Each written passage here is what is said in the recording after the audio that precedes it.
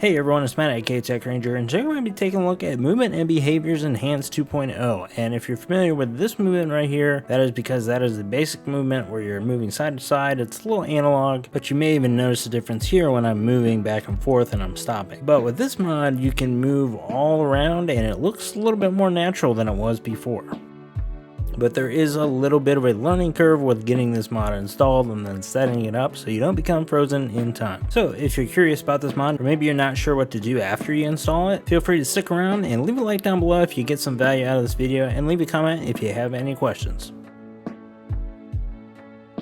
So Movement and Behaviors 2.0 is a mod that combines about 5 different types of behavior mods. So this is basically mods that modify the behavior of your characters in games. One of which is the Ultimate Dodge mod, which is actually included in this one. So if you have another mod that changes the behavior of a character, let's say it adds an ability to your character, you probably don't want to use this mod with it. Also, side note, I was using XP32 because I used the Old Kingdom before and it was a requirement, but if you don't have that, you don't really need this version, but there is another version without the XP32 patch included.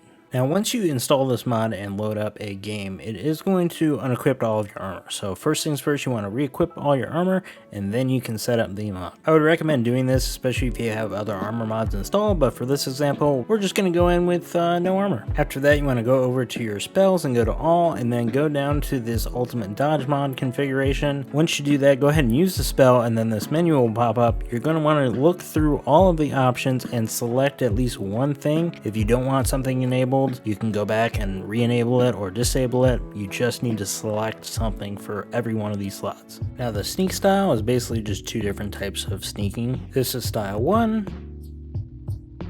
and this is 2. I didn't really notice much variation between the 2, but let me know if you see a difference. Next thing you want to do is go back to the dodge setting, and then you're going to want to pick a dodge. Now you can't do the dodge and sidestep, which is this. You can also just jump right into the dodge if you just pick dodge only. And lastly, you can just sidestep if you want to forgo the dodge entirely.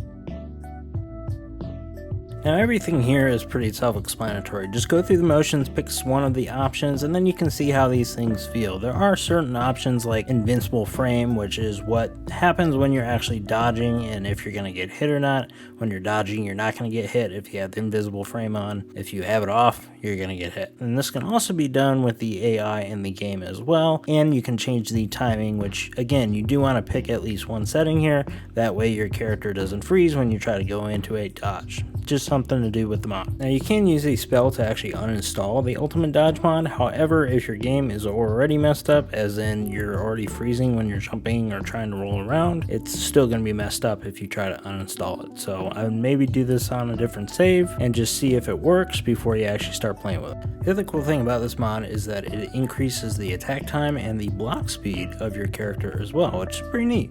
So this is before that mod, and then this is with that mod.